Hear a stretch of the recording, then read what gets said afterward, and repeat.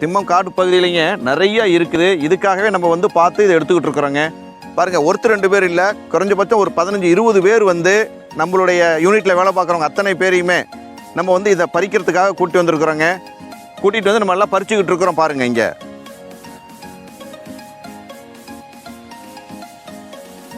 ஆவாரப்பூ செடி பார்த்தீங்களா? இது வந்து ஒரு மலைப்பிரதேச செடி ஆகுங்க. மலைகள் காடுகள் பகுதியில் தான் இது அதிகமாக இருக்கும். இதனோட உயரம் பாருங்கள், இவ்வளோ தான் இருக்குதுங்க. அதிகபட்சம் 3 அடி 4 அடி அப்படியே போச்சுனாலும் 5 அடிக்கு மேலே வராதுங்க.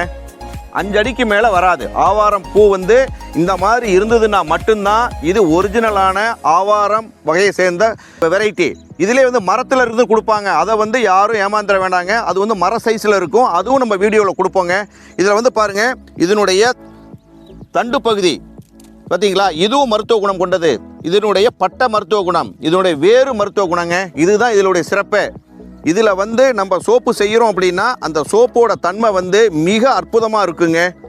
அது என்சைம்லாம் வந்து சொல்லவே வேண்டியதில்லை, அவ்வளோ எக்ஸலண்ட்டாக இருக்கும்.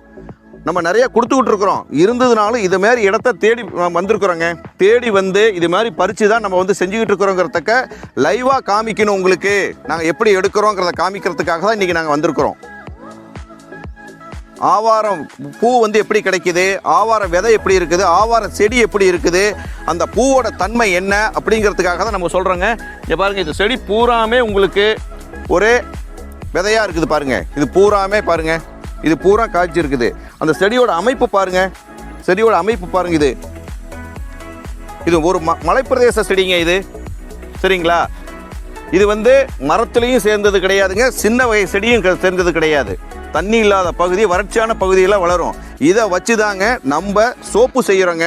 சோப்புக்குன்னா அவ்வளோ நல்ல ஒரு அற்புதமான பலன் கொடுக்கக்கூடியதுங்க. நம்ம ஆவாரம்பூ பவுட்ரு செய்யலாங்க. ஆவாரம்பூ பவுட்ரு மட்டும் கிடையாதுங்க, நம்ம ஆவாரம்பூ ஆயிலும் செய்கிறோம். ஆவாரம்பூ ஆயில் மட்டும் கிடையாதுங்க, ஆவாரம்பூ என்சைமும் செய்கிறோம். 3ம் சேர்ந்து நம்ம சோப்பு செய்கிறோம். ஆவாரம் பூவில் நம்பர் 1 சோப்பு நம்ம தாங்க செஞ்சுக்கிட்டு இருக்கிறோம். அதுக்காக தான் இதை வந்து உங்களுக்கு லைவாகவே காமிக்கிறோம்.